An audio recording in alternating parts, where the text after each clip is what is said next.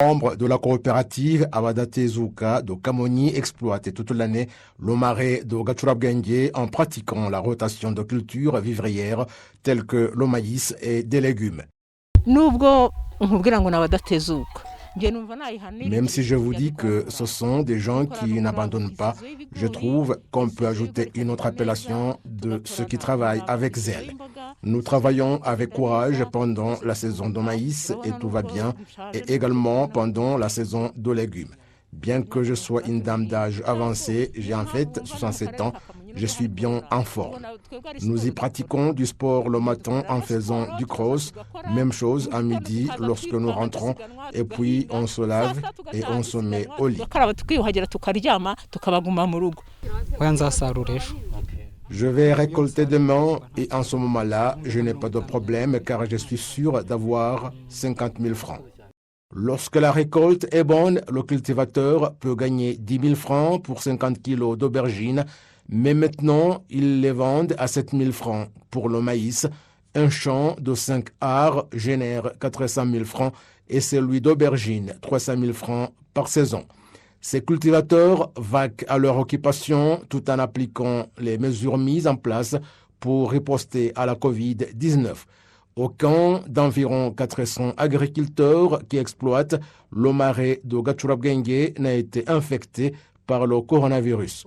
Depuis l'apparition de la COVID-19 au Rwanda, la production agricole n'a jamais été déstabilisée, mais elle s'est plutôt accrue parce que les cultivateurs n'ont pas cessé de vaquer à leur occupation.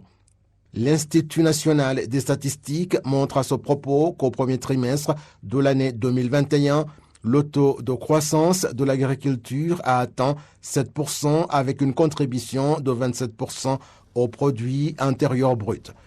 La ministre de l'Agriculture et des Ressources animales, le docteur Mukeshimana Géraldine, exhorte les agriculteurs à ne pas baisser les bras dans leur travail tout en appliquant les mesures préventives contre la COVID-19.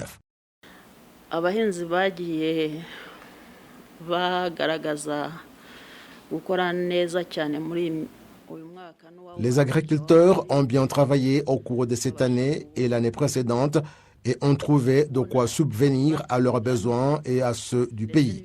Nous les invitons à toujours rester vigilants tout en augmentant la production car dans le domaine de la santé, on dit que le premier médicament, c'est la nourriture.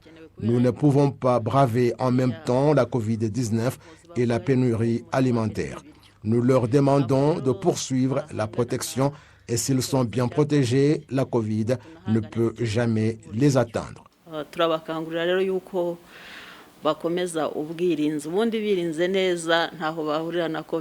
Les agriculteurs sont invités à participer au programme de subsides en se faisant inscrire car cela aide en ce qui concerne la planification relative aux intrants agricoles et les semences dont on a besoin.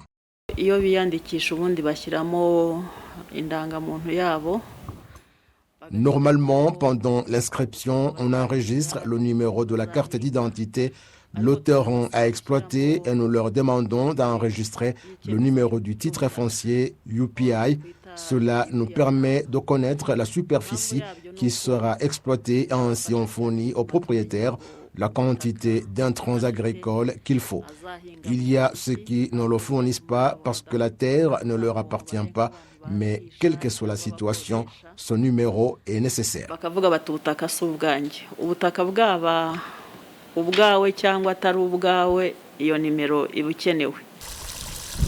Les agriculteurs et éleveurs sont exhortés à se protéger contre la COVID-19 lors de l'acheminement de leur production au marché, surtout lorsque les éleveurs écoulent leur production laitière.